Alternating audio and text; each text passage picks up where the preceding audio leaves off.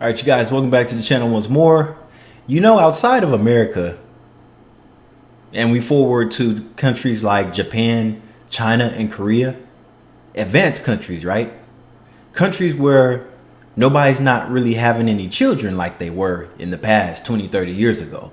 And most Asian men are just laying flat. I made another video about this a few days ago, but this is to top it off right here.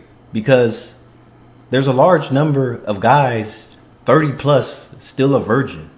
Let's check it out. Shout out to All Asian Dilemmas. Do you know the virginity rate among men in Japan? According to more recent national surveys and academic estimates, among men aged 30 to 34 across Japan, roughly 10% to 13% still report having had no sexual experience at all, a level that has remained persistently high into the early 2020s.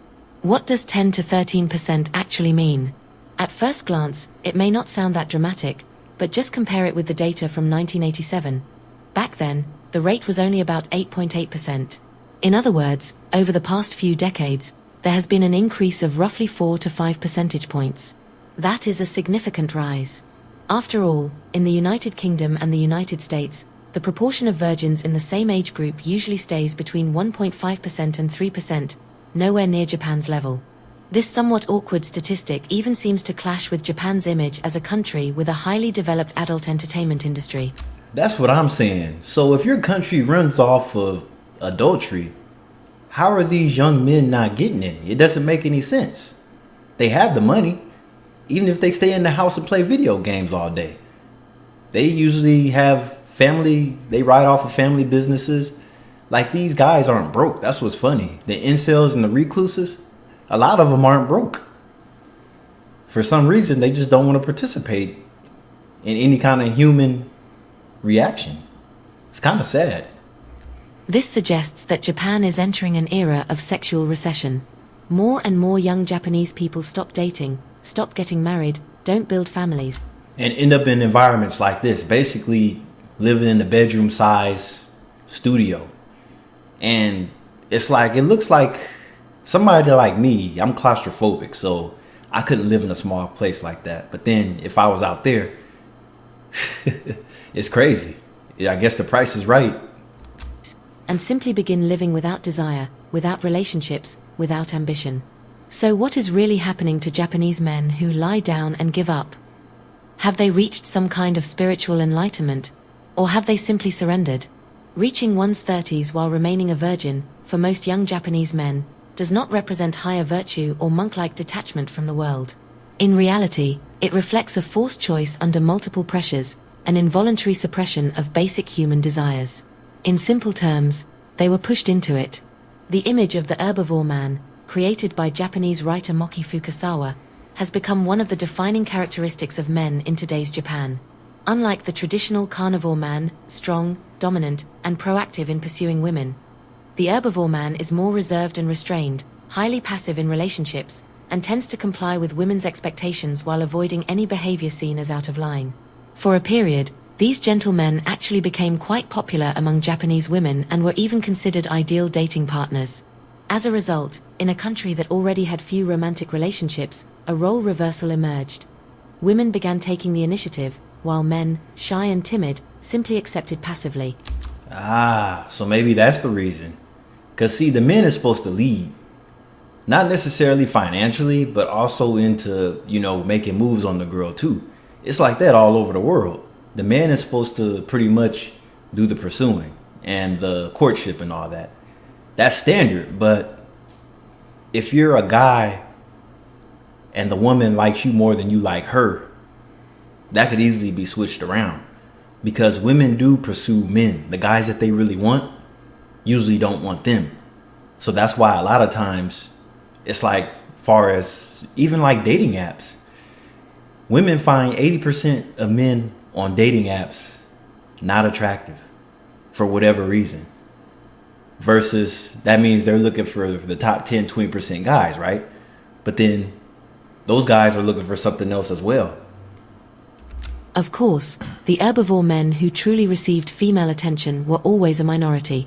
Most men, those without striking looks and who make little effort to improve themselves, end up eliminated in this social selection. What remains is loneliness and a road with no visible end. These discarded men also have no intention of taking initiative. Instead, they transfer their emotions and mental energy to female anime characters. Wow. And see, that's another thing. Like when you go to Japan, it's not in plain sight that everybody's obsessed with anime, but maybe when you go to those cafes that have drinks with the girls, but other than that, you'll see, like, if you just walk the streets, everybody's not obsessing off of anime like that. You might see flyers on buildings and everything, but it's like people assume, like, outside of Japan, the United States has the largest fans of anime in the world outside of Japan. We know Japan, people love Japanese culture in Europe too, but in the United States has the largest fan anime base, right? So when these people go to Japan, they're assuming they're going to be in the world of anime. And usually when it comes to the real society, it's full of a lot of guys not getting any action from any women. It seems that only in virtual worlds can they temporarily escape the pressures of real life, open their hearts, and face someone who does not care about any of their flaws. Not dating and not marrying has already become common in Japan. Not striving and not progressing have also found fertile ground there. Japan's suicide rate has remained high for many years, closely linked to the cold and unforgiving work environment. Experience, income, and status directly determine how people around you treat you. See places like China and Japan, the work culture is pretty much a workaholic. You're supposed to work at least 12 to 16 hours a day. So, and most people do work on Saturdays. They only have like one day off, and that's Sunday. And it's the same as the school schedule. They go to school on Saturdays. So you have less free time for yourself and for socialization outside of your coworkers, outside of your colleagues. That's why a lot of them go to happy hour with their boss and their other colleagues, which in America, a lot of us refuse to do that. But if you work in healthcare, a lot of times, a lot of nurses and other healthcare personnel, they do go to happy hour together. So it's not uncommon. They still do it here in America. It's just that it's not expected. See, in Japan and China, it is expected. If you fail at work, you will likely be seen as a loser, enduring both psychological and emotional pressure in an environment lacking empathy. As a result, many young Japanese simply quit their jobs. They realize that no matter how hard they run, they never see the finish line. This should serve as an alarm bell for Japanese society. And American society as well, because see now, a lot of people are struggling to get by with basic needs. And it's like to live a regular life, whether you're by yourself or raising a family, you have to put 2-3 jobs together or have multiple sources of income just to live a regular life. Let alone have one car note and a mortgage. You have to do way more now than you did 20-30 years ago because of cost of living and inflation, everything inflated everything so high to where the average person is struggling to get by. Things are a little cheaper in Japan, but once again, you're always at work and pressure is put on you. And in Asian cultures, you're validated by what other people think of you. And it gets depressing, and that's what makes people give up because people deeply care about what other people think about them.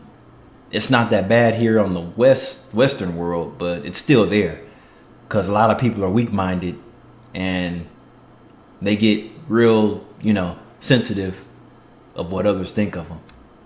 And that's what's killing a lot of people. That's why there's depression and high suicide rates. Because people are going off of how everybody else feels and thinks about them.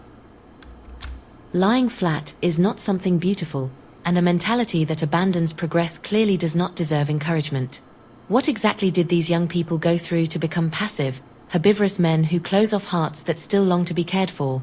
In an economically advanced society, why did the youth of the High Z era, often labeled the decadent generation, choose to give up?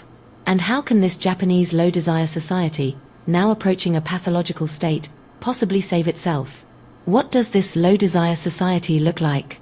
Basically, rising virginity rates, young people who don't date, don't marry, don't have children, live without desire. So basically, it's all a fantasy. The girls dressed in the uniforms, guys obsessing off of them.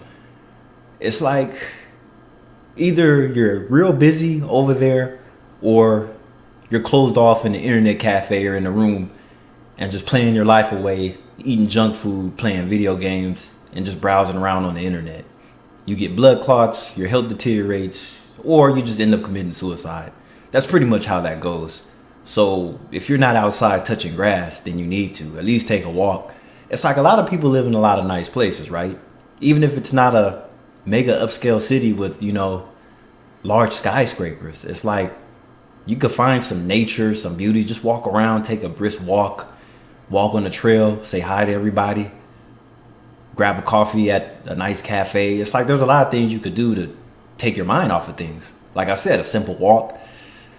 In America, we have gym culture, which a lot of people look towards that, getting in shape, But the sad part is, in America, a lot of guys do it to impress women. And you're supposed to impress yourself first before you impress anybody. It's Kylie Veo. I'll catch you in the next video. Goodbye.